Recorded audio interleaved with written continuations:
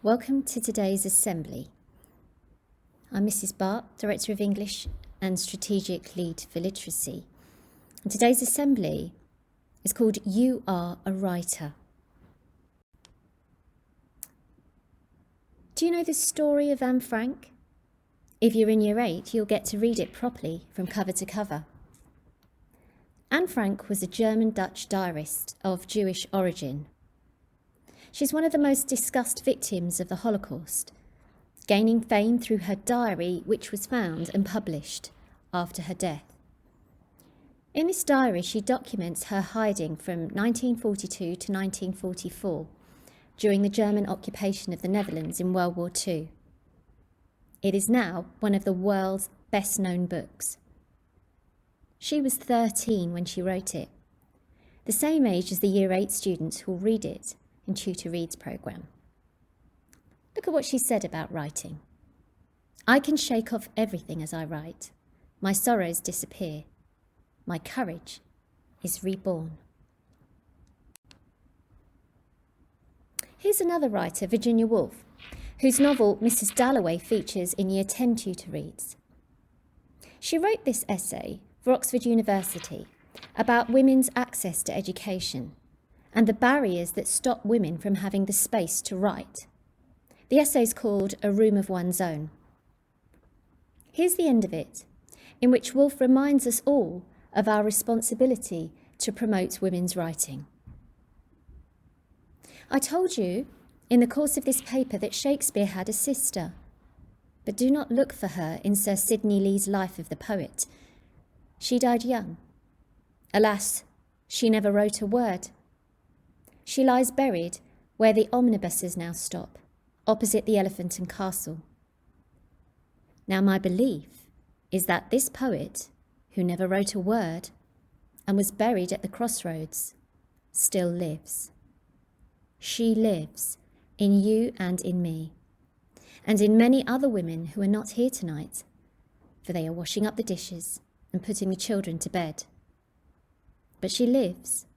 The great poets do not die. They are continuing presences. They need only the opportunity to walk among us in the flesh. This opportunity, as I think it is now coming within your power to give her. As for her coming without that preparation, without that effort on our part, without that determination that when she is born again, she shall find it possible to live and write her poetry that we cannot expect. For that would be impossible.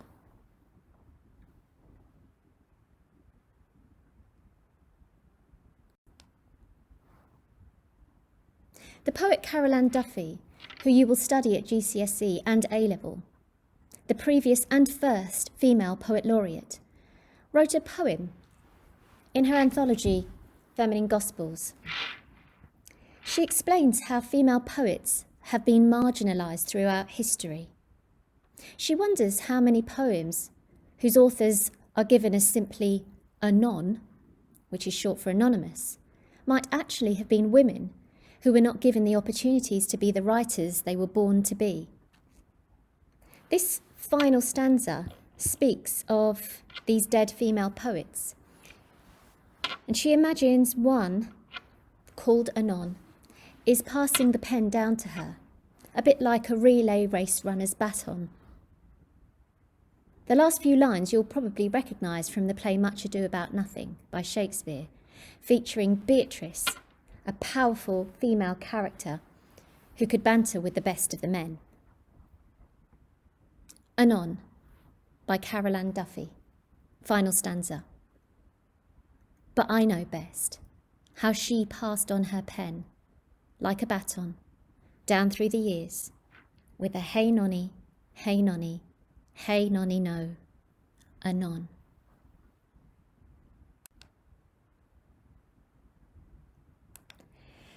Many female writers throughout history have had to use male pseudonyms, that means fake names, to get their work noticed. The Bronte sisters, pictured at the bottom, Anne, Charlotte and Emily, wrote under the pseudonyms Acton Currer and Ellis Bell. This is what they said. We did not like to declare ourselves women because, without at that time suspecting that our mode of writing and thinking was not what is called feminine, we had a vague impression that authoresses are liable to be looked on with prejudice.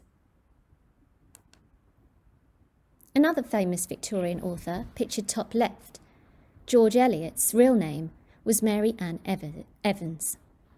For the same reason, she used the male pseudonym. Even the 20th century writer J.K. Rowling was advised to use ambiguous initials because the publisher of Harry Potter thought that young male readers would be put off by reading a fantasy novel written by a woman.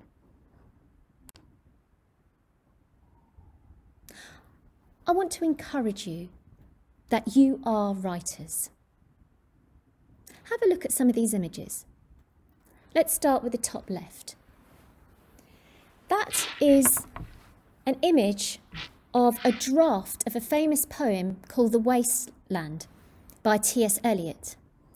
Some of you in Year 7 are reading Old Possum's Practical Book of Cats, written by this poet. When he wrote The Wasteland, he sent 40 drafts to his friend, the other poet, Ezra Pound, who kept writing revisions and amendments and changes and annotations and advice. That's some determination that T.S. Eliot had to complete and perfect his wonderful poem, The Wasteland. Bottom left, you'll see a heavily annotated speech that's been going around Twitter this weekend. This is a speech written by President Obama, famous for not using speech writers as much as the other presidents did, but writing many of his own speeches. You can see how many revisions, changes, and amendments he has annotated on his speech, which again shows effort and determination as a writer to say it right. If you look at the top, you'll see a tweet. That tweet is by an author called Roma Turn, who wrote Brixton Beach. You'll see the cover of the book also on this slide. It's a wonderful book set in South Asia.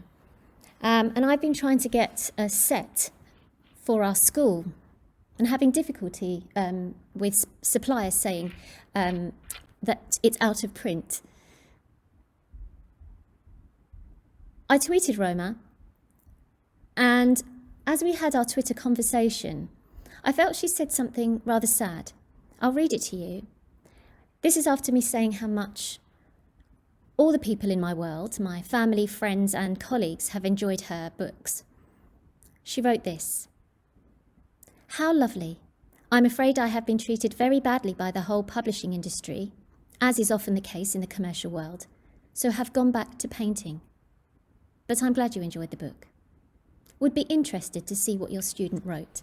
I did mention to her that an A-level student had written her A-level coursework on Brixton Beach.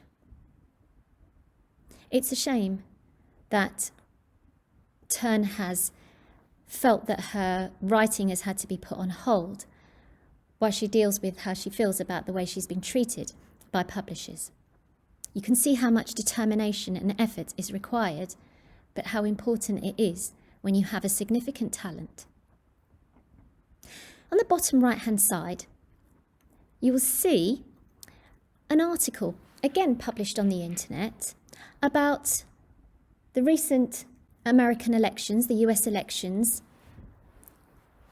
It's titled "Great Bhatt, the Delicate Process of Settling for a Biden-Harris Win." One of the authors is Laura McQuaid. Laura McQuaid is a past student of Carshalton High School for Girls. Mrs. Durrett has made a copy of this essay and has incorporated it into the A-level politics course. But I want you to be encouraged. Laura is still an undergraduate. She hasn't yet graduated from university, but she is publishing her written work on the internet, and it's getting a good deal of attention. As we move into more home learning and remote phases of work, just a little reminder of how you should be writing emails to adults. Remember, you're a writer. You should always write with an address. I don't mean your postal address, but an address to the person. That's a greeting. It should be dear and then the name of the person. You shouldn't ever just begin writing without doing that. Then you should be writing your message using formal language. And don't forget to sign off using a phrase like regards or kind regards and your name. You don't need to use the formal yours sincerely or yours faithfully for an email. But equally, you shouldn't just not sign off or sign off informally. Remember Virginia Woolf's essay about being a female writer? This is how you need to see yourself.